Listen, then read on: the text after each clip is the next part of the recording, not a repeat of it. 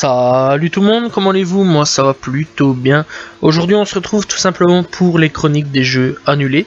Et aujourd'hui on va parler tout simplement de Propeller Arena Aviation Battle Championship. Donc c'est un jeu développé tout simplement par Sega AM2 sur la console Dreamcast, mais jamais mis en vente. Et les raisons tout simplement de son annulation est assez particulière puisque elle serait sans doute liée aux attentats du 11 septembre 2001. Donc je le rappelle, en 2001 ce qui s'est passé, c'est qu'il y a eu tout simplement le World Trade Center qui a explosé suite à des attentats, donc où des avions ont foncé dans des buildings, donc voilà, et ce qui a fait tout simplement tomber le building, enfin les deux buildings, donc disparaître les World Trade Center et par la même occasion faire disparaître aussi des milliers de gens, voilà, et même encore aujourd'hui il y a pas mal de dégâts puisque on retrouve encore des cadavres malheureusement, et alors on retrouve aussi, enfin il y a des gens tout simplement avec tout ce qui a été fumée toxique etc qui ont des cancers quelques années après tout ça. Donc c'est clairement un événement assez marquant de notre histoire, tout simplement de notre siècle. Et clairement un effet aussi assez marquant, tout simplement puisqu'il y a eu pas mal de jeux vidéo à l'époque et de films tout simplement qui ont mis tout simplement le Wall Street Center énormément en valeur. Bref, donc clairement c'est quelque chose d'assez conséquent tout simplement, donc voilà, qui a fait aussi supprimer potentiellement ce jeu là. Donc le jeu consistait en des combats aériens au milieu de gratte-ciel, donc on comprend un petit peu plus le pourquoi du comment.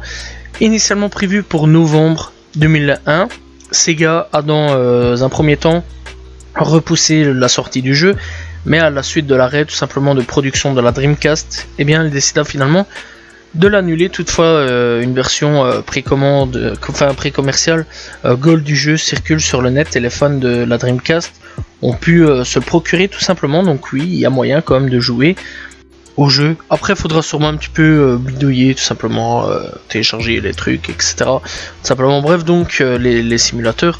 Donc clairement, ouais, il y a un petit peu moyen d'y jouer. Bref, au niveau du système de jeu, le jeu est en fait une sorte de Doom-like aérien aux commandes d'appareils tels que le Spitfire ou le Mustang.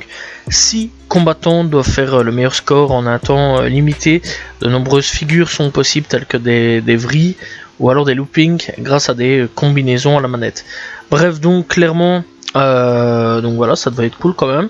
Alors on n'a pas parlé un petit peu du réalisateur, donc tout simplement le réalisateur est Yu Suzuki, tout simplement le développeur ça devait être Sega AM2, l'éditeur Sega bien sûr. Donc c'est un genre action et donc voilà, on pouvait jouer à 1 ou 2 joueurs tout simplement, et donc le jeu devait être tout simplement disponible sur la Dreamcast. Voilà, donc c'est la fin de cette vidéo. Voilà, n'hésitez pas aussi à aller checker parce qu'il y a quand même pas mal de petites vidéos sur ce jeu là, et en version HD tout simplement, c'est ce qui est marqué sur internet.